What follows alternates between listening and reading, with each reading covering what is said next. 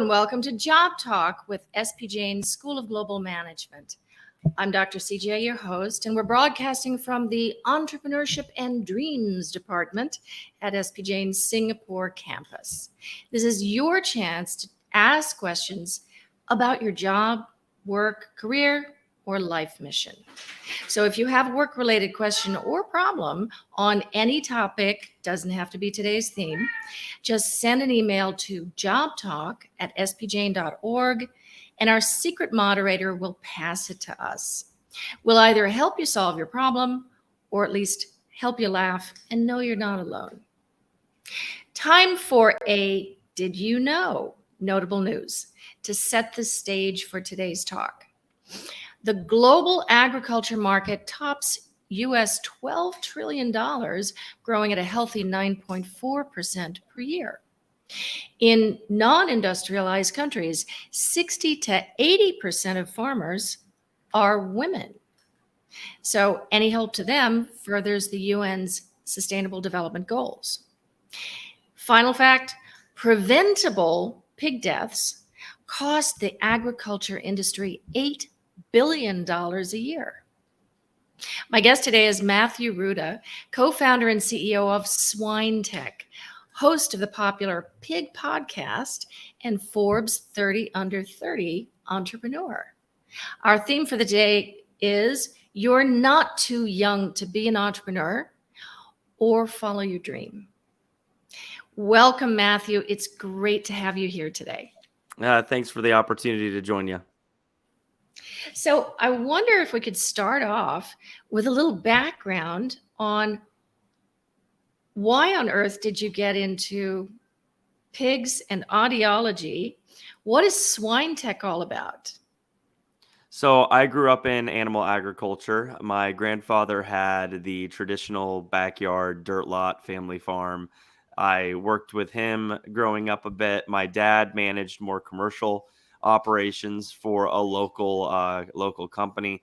And then I had the opportunity while growing up to work for a variety of other producers, doing contract work and driving my four-wheeler around and kind of creating a business of itself.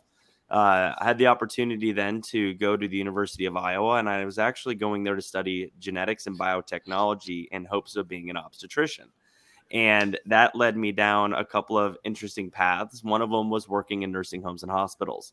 And while working in nursing homes and hospitals, I had the opportunity of witnessing various sensors and technologies and management strategies that really drove greater efficiencies, employee engagement, and patient care. And so that really inspired my entrepreneurial journey. SwineTech is an ag tech company really focused on empowering pork producers worldwide to provide each and every pig with high quality individualized care.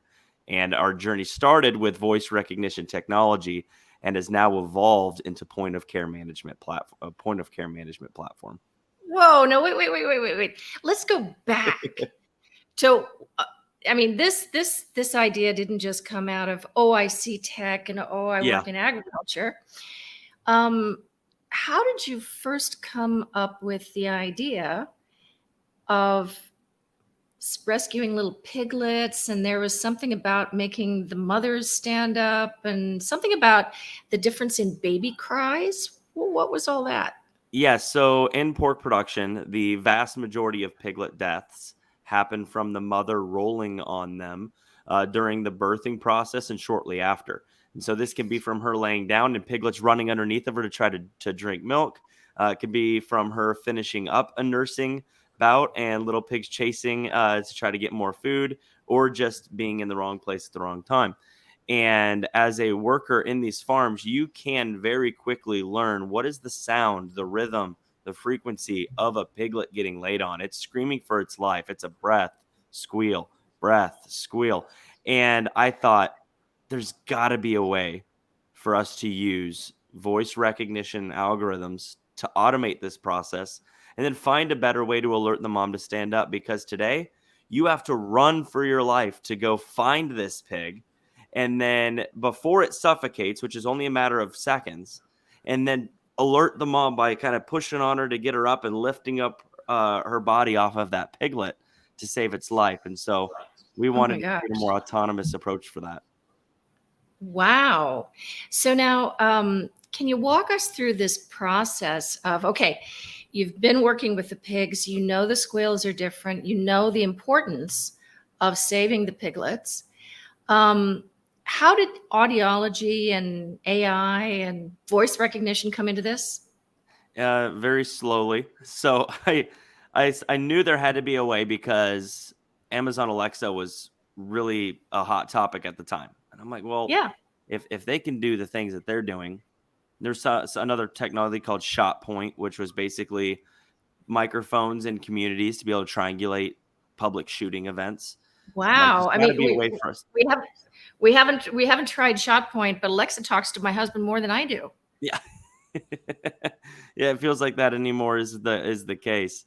And so we went into a farm and for a year recorded as many audio samples as we could. So tried Huh. to take cameras and recording systems to capture real life events and then use those to train an algorithm on what a piglet crushing event truly was. And what we had found was that a piglet crushing event and pigs fighting for milk can sound almost identical for the first 7 to 10 seconds.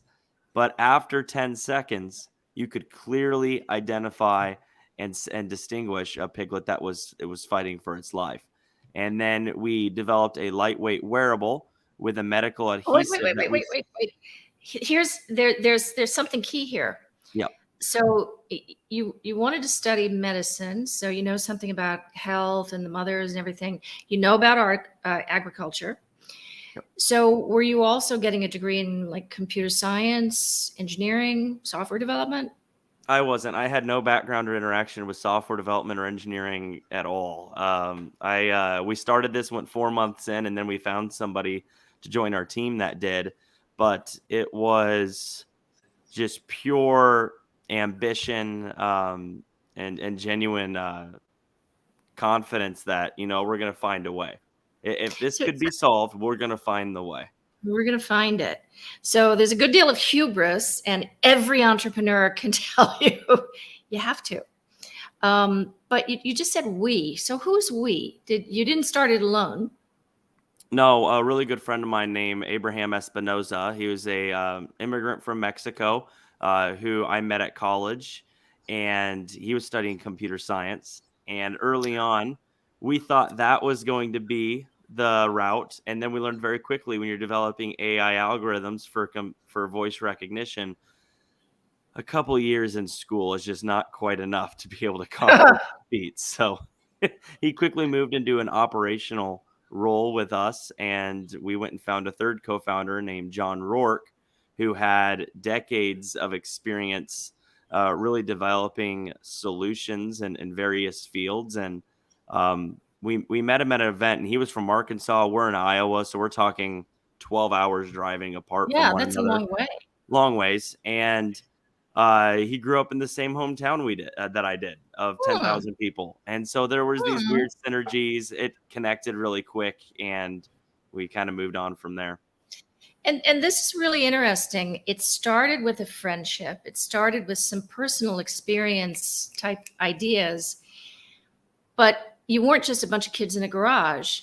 You had an older member with a lot of experience as well. And are all three of you still in the team? Yeah, so Abraham and I are. John decided during the initial stages of COVID to move on and pursue some other things that he wanted to do. He's a very good prototyper and kind of wanted to go on and do some other things there. So that was good for him. And yeah, early in the early stages, we went through a couple accelerators to really um, That kind was of the gain next some question. traction. And yeah, Yeah. it's been fun. Wow. So you went through a couple of accelerators, and Yeah, how did one. Forbes how did Forbes 30 under 30 get into all this? Yeah. So the first accelerator or the first big accelerator we went through, they came and found us 3 months in. They said, "Hey, we want to give you $25,000. We'd love for you to join the program. We only wanted 10 teams, but we're excited to bring you on as the 11th if you're interested. But you have 24 hours to let us know because we're at the very end of of getting this figured out, and we need you to drop out of school for a semester. Ah, Yeah, and I was going into my senior year, prepping for MCAT, doing oh, all that stuff, oh and no. so that was tough. But my buddy and I decided we were going to do it, and so So you quit to school. we quit school for a semester, and we went back and graduated, but we did quit school for a semester. And my parents, they were very supportive, but at the same time very concerned, are you ever going to go back? Yeah, So yeah. I mean, um well, I'm certain Bill Gates's parents were kind of upset too. I bet. Yeah, and so that was kind of fun, and that really taught us how to treat it like a full-time business. Even if Yeah. we weren't selling anything at the time, it instilled a routine in us on what we needed to be doing. And I think that has led to a lot of success. But Forbes 30 under 30 came from us competing in a lot of pitch competitions. So at the time, pitch competitions were fairly new. They were popping up all over the place. And we decided we were going to apply to them all.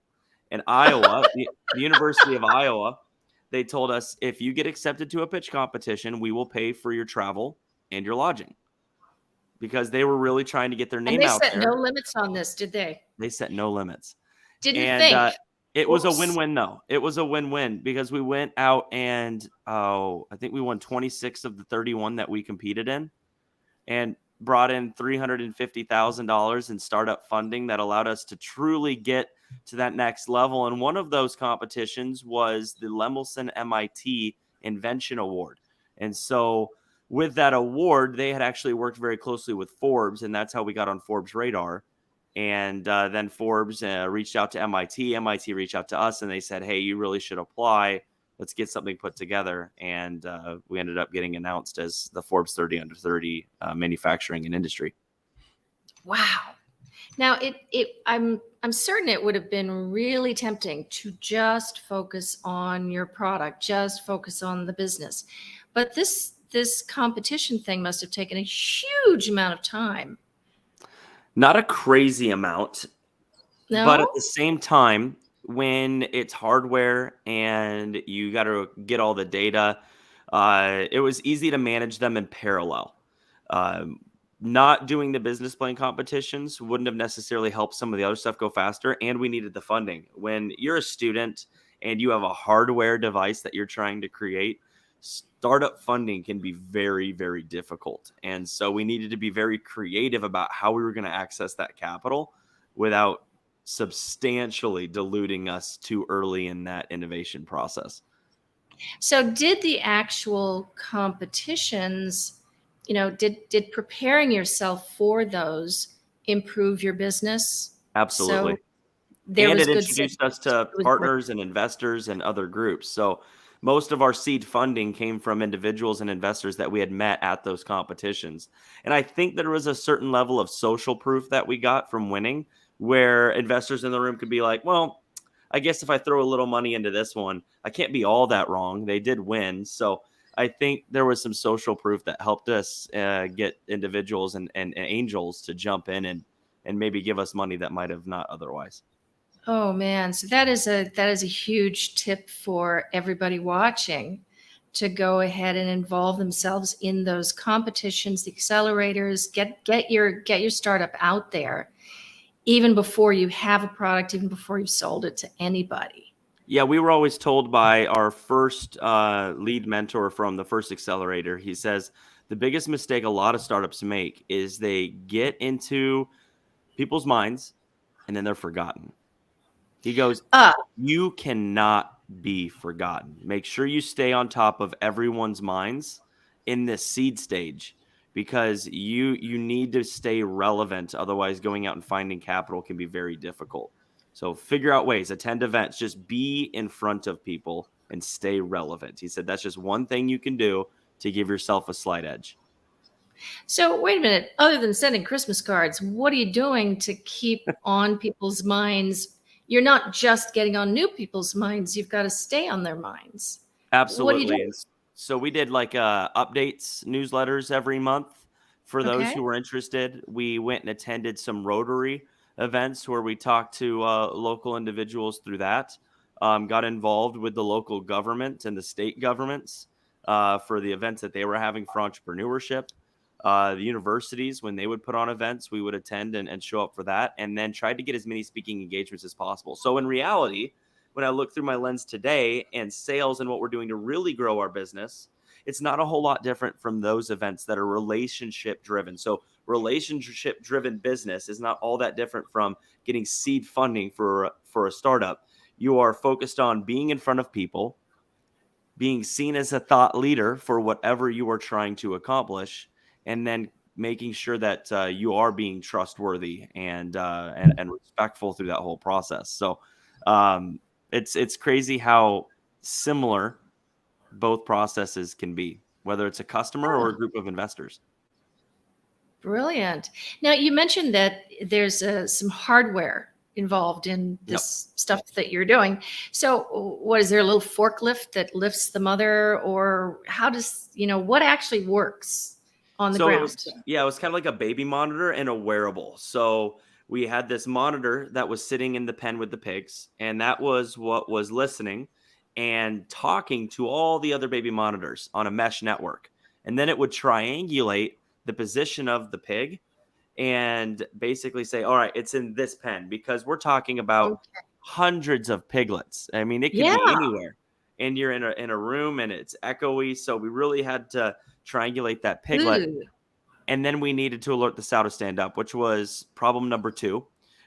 We tried all different types, like we tried sound, but all the pigs would get up if it was too loud because it scared them all. And that wasn't good, because then you're increasing the prevalence of the problem. Like food or water wasn't nearly as, they already have access to food. So it really wasn't very exciting. Um, and so we had to look at, how do you startle an individual mother just enough to get the pressure off of the pig. And so dog collars have been used quite often for conditioning. And we kind of looked at that, but for whatever reason, that when we worked with welfare individuals and animal health specialists in the industry, that was probably not going to be the right path from a welfare standpoint, just because of the strength of it and the just how that process works. And so we started to look at chiropractic TENS impulses that are used for muscle and nerve therapy. Those things you put on your back to help stimulate your muscles. Yeah. And that was just enough to make the animal go, "What the heck is that?" and roll Ooh. over or sit up. And that allowed the piglet to go free. And so we did research with Kansas State University on that, and Temple Grandin. I don't know if you know who Temple Grandin is, but she's a world-renowned animal welfare specialist on the autistic spectrum. And so she's a very great advocate for that group. And she's just amazing. And she actually served as one of our advisors through that process. So that helped us a lot. And that allowed us to kind of figure out problem two, which was, how do you get a mom to stand up in a safe, healthy way? And then three was, how do you put something on a pig and get it to stay there? Right? How do you Sorry. put something on a pig and actually get it to stay there? And so we tried like a belt. My grandma took copper fit belts, the Brett Favre like health thing, and like sewed them together. So we made this big like weight like squat band for a pig. And that was stupid, but it got us a little further. And then we eventually got to an adhesive patch, but we needed to test over like 60 different adhesives that were medical grade, because they had to be good for the skin and not Mhm. leave a rash, but they also had to be strong enough to stay for continuous days. Oh, we finally found one. Had to go to Japan and Vietnam to figure that whole process out, but we eventually figured that out and created a solution that could, with a monitor, identify a crushing event, with a wearable attached to the sow with a medical adhesive, then deliver a chiropractic TENS impulse to safely alert her to sit up and let the piglet run free. Oh my God. What an amazing, amazing invention, project, and company. This is awesome. I'm going to interrupt us just for a minute because it's time for a fun fact. Have you heard?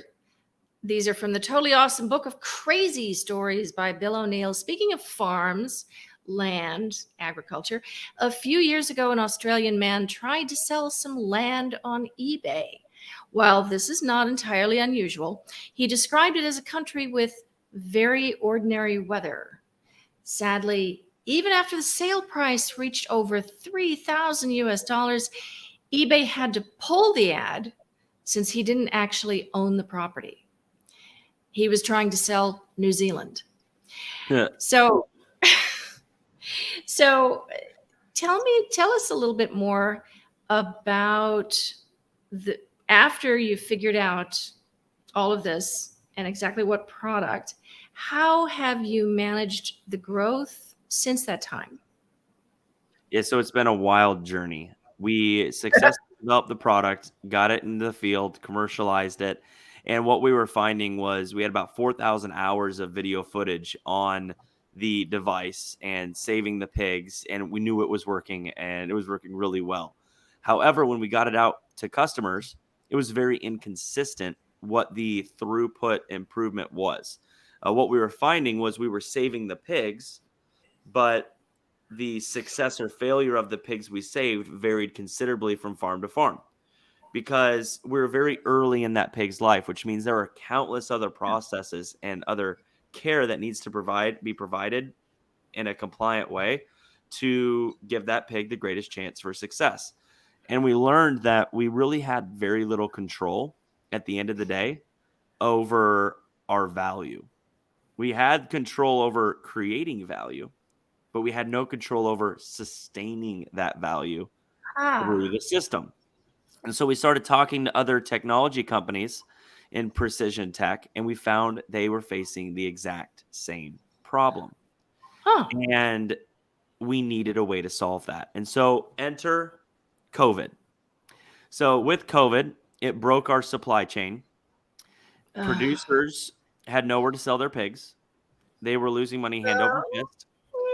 COVID then started hitting people in the facility, so there was nobody there to take care of the pigs except a few people who were getting burnt out. And producers were basically like, "We're not investing in technology for at least a year. Like we have to be focused on what's going on, rightfully so." And so we realized that we had time to really pursue something that was going to help fix the problem we were facing.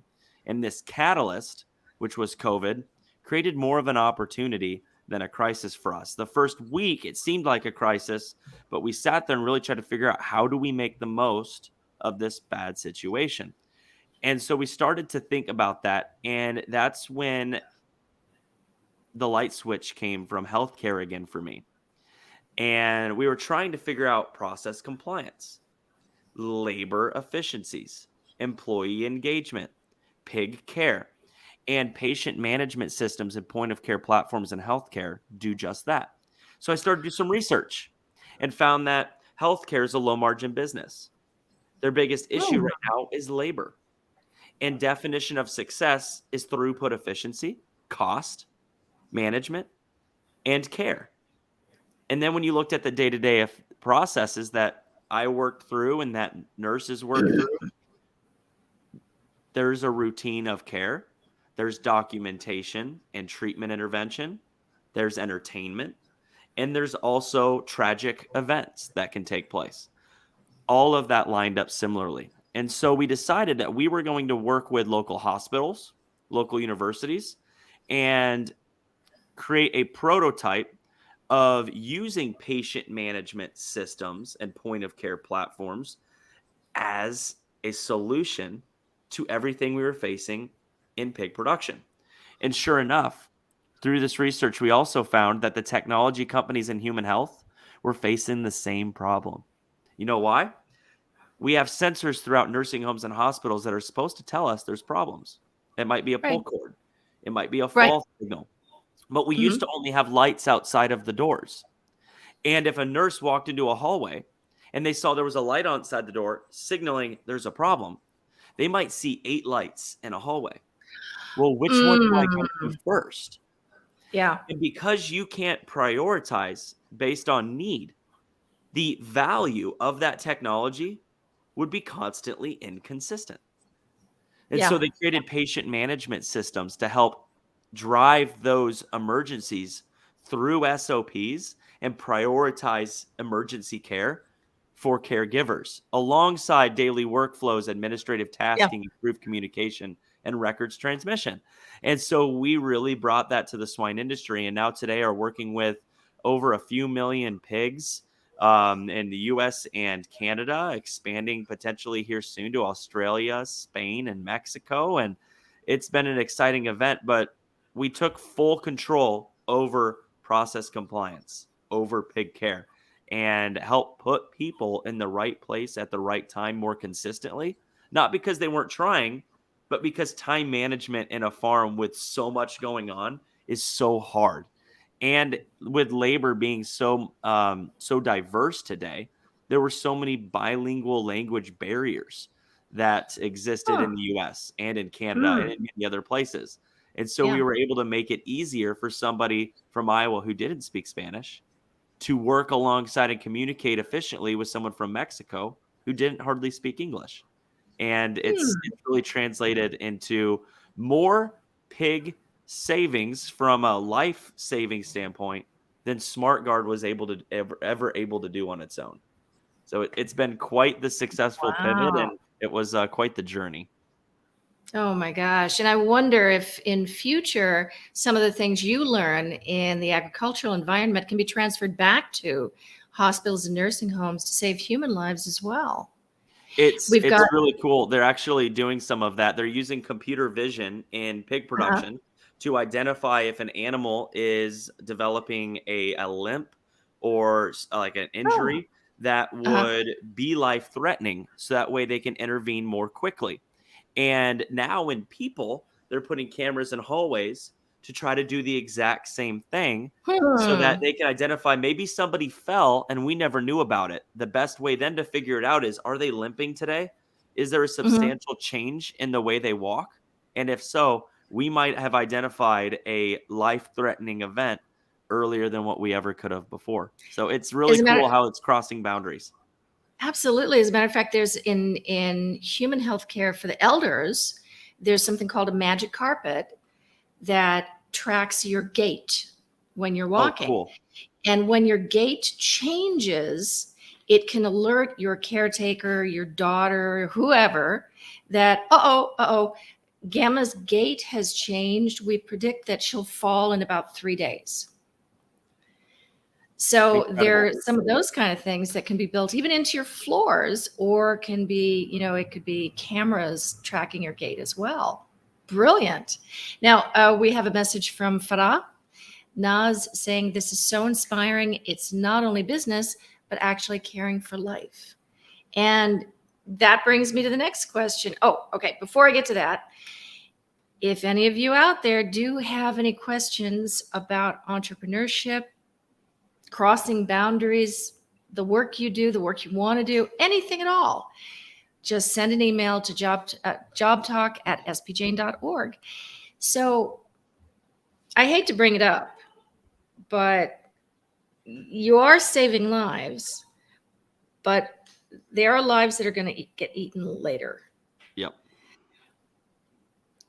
How do you feel about that? How do you think about that? And does it, at the end of the day, how do you stay excited about saving that life for a short period of time? Absolutely. So I actually was having a really good conversation with a animal welfare specialist down in Melbourne, Australia, and Mhm. I think he said it best. Everything that the role of a farmer, of a producer, is to provide a good life and a humane death. And to us, when we look at it, was suffocating underneath of your mother because you ran under, Mm, and piglet crushing that happens in pasture farms even more so than traditional farms. It happens everywhere. It's a yeah. side effect of domesticated pig production, and everyone's trying to find a variety of ways to fix it, but it's not a humane death to suffocate and get crushed underneath your mother. And so we wanted to find a way to fix that. And then there's a sustainability component. For Oh, every pig we save, it's a better utilization of the land, of feed and water. It's yeah. just better for the pig, it's better for the producer, and it's better for the environment. We like to say when we think about providing care in pig production or in any Mhm. livestock agriculture, better welfare leads to better profitability, to least better sustainability. They're all intertwined. The more efficient we are, the better survivability rates we have, just the better it is for the producer, the environment, for the pig. So everybody wins when Yeah. we have lower mortality rates and provide better care. So I think that's Beautiful. what drives us. I love it. And, speaking of sustainability, like the Sustainability Development Goals, not only do we need to be caring for good stewards of our resources and getting food out to people who need it, but also most farmers in the world are women and, face very different opportunities from their male counterparts. Now, you mentioned some of the countries you're going into. Are you going to be going into some of the lesser developed economies? And So why or why not?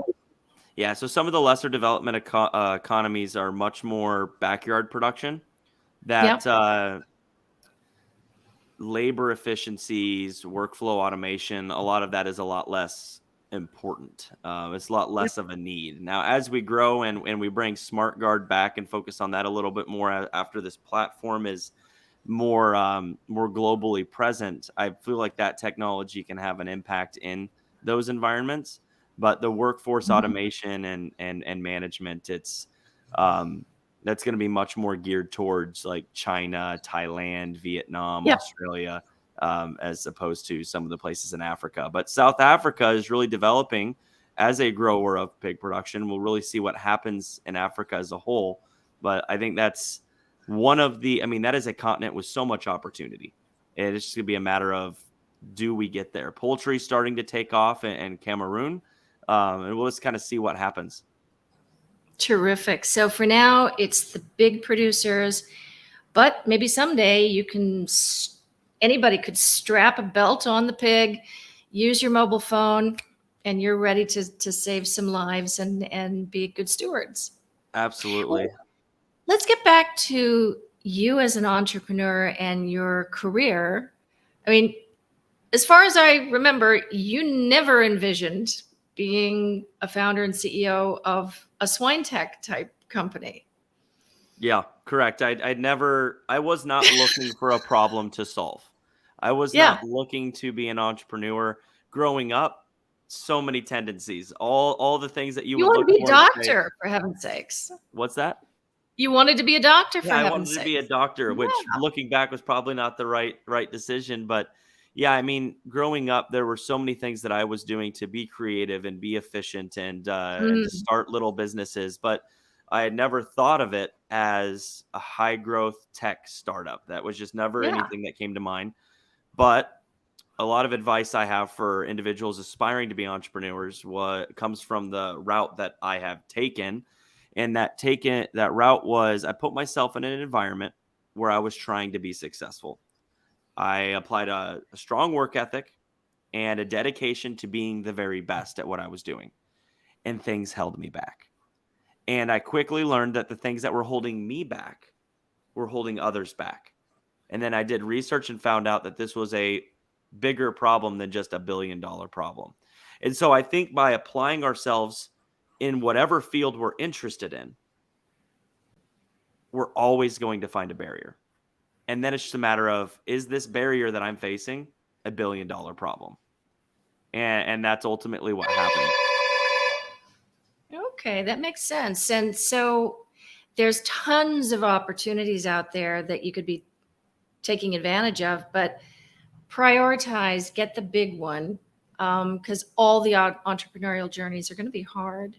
Yeah, it's going to be hard, and you got to experience the problem, right? You need to know the pain point, and just thinking Yeah. up a problem is so hard.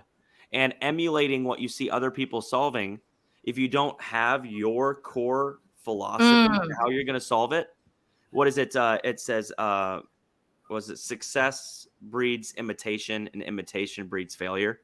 Because people want to imitate success and yet yep. don't truly understand why that person, idea, solution was successful. And so when they imitate it, they miss the core identity and the core things that mattered, and it ultimately fails. And Yeah. so The it's so key important. idea they didn't really get, and then they're doing it somewhere else where just copycatting isn't going to work. It isn't. It needs to be authentic. And the only way to be Yeah. authentic, in my opinion, is to experience it, to fight it, and to try to solve it without the solution. And you had deep knowledge from a number of different dimensions. You knew pig farming, you got your hands dirty in all the tech, you had training and got your hands dirty in all the business issues and so forth. So that depth of understanding and getting your hands dirty is absolutely necessary.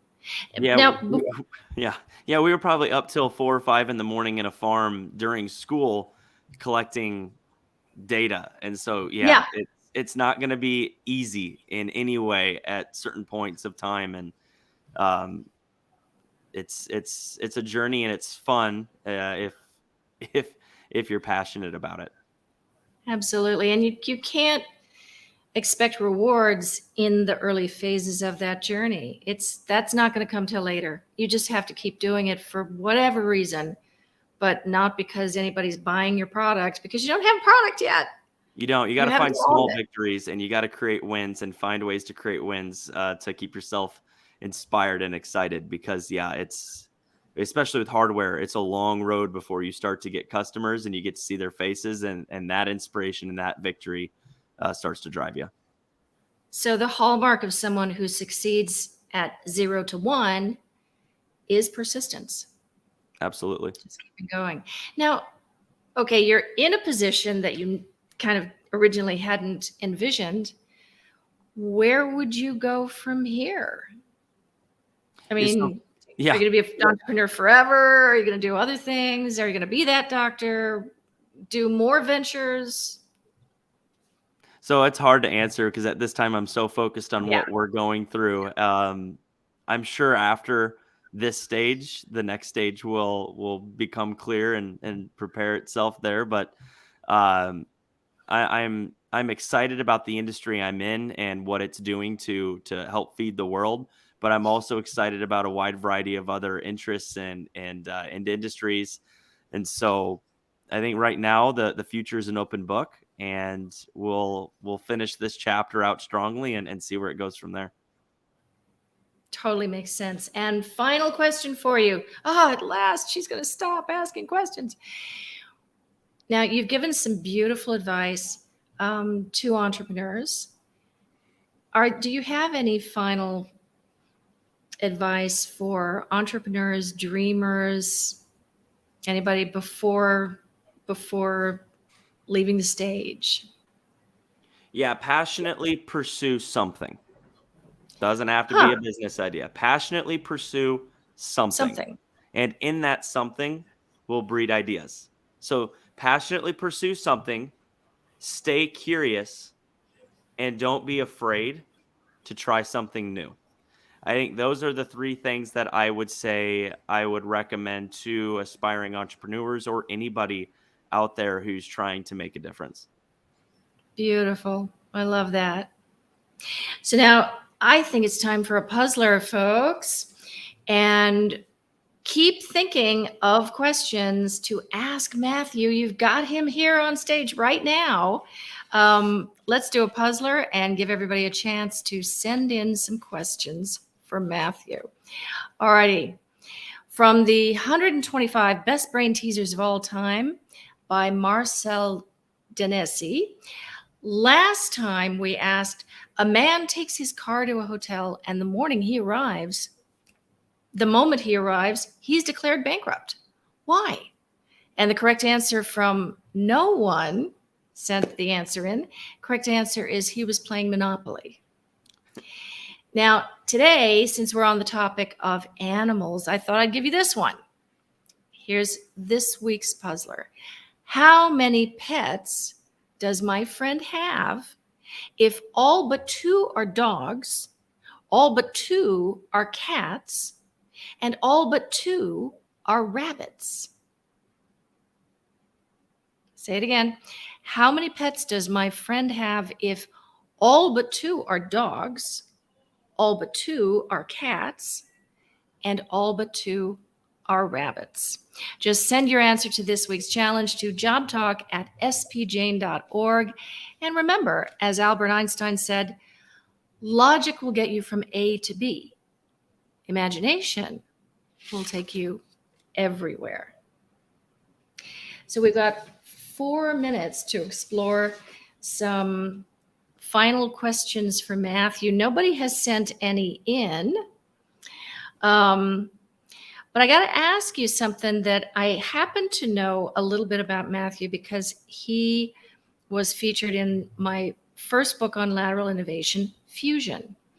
One of the things you did as a young professional, still in school, was to become the boss of somebody, I think it was over twice your age. Yeah. Who had been in that farm for a long time. Here comes the kid.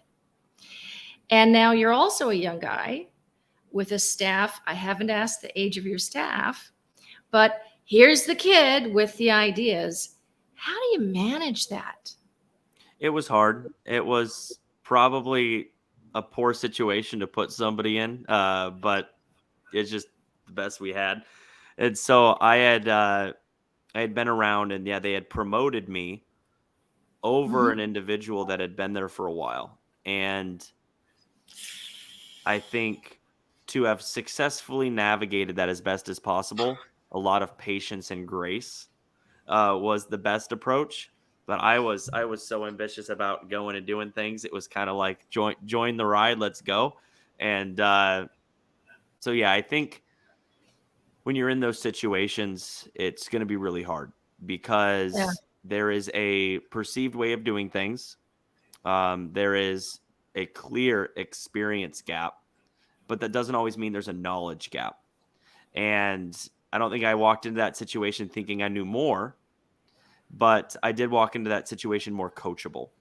And so working with the veterinarians, working with the owner, working with upper management, I knew what the goals were and I knew how to go accomplish those goals. And that was what was driving my decision making.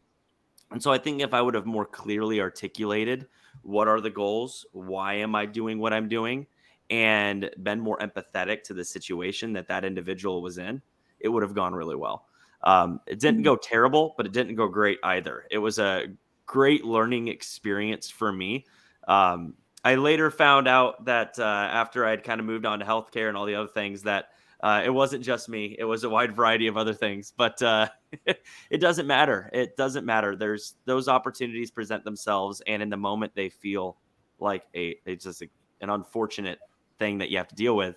But at the end of the day, a lot of the things that I went through there helped me be a better leader for our team with SwineTech. So you never know what challenges are going to come across and be really, really crappy, and then end up being a great learning opportunity. And I think reflecting on those like this is super helpful because it makes you appreciate more what you did well and what you didn't do well, and makes you more mindful the next time you come across something like that. So a little piece of advice for everybody watching is probably going to be say yes to all the presentations. Say yes to every talk show, including mine. And it'll be something that helps you reflect and grow, because we need that reflection after we've experienced and learned something. Yeah, and I think one thing that really helped me early on that I'd like to give everyone advice on is when we started with SwineTech and we started talking about it as a whole, I was very passionate. I was confident. I didn't do a lot of public speaking prior, but I wasn't afraid to get up and talk about it. Very nervous and full of energy and full of adrenaline, but I wasn't scared to get up there. But man, my first presentations, they really stunk. And I can go back and look at that and my PowerPoints, and they were terrible. The time we took in the first 5 to 6 months to truly refine how we communicated the problem, our proposed solution, and the business opportunity made all the difference for us as we move forward. So don't underestimate the value of figuring out how to clearly articulate what you're trying to do.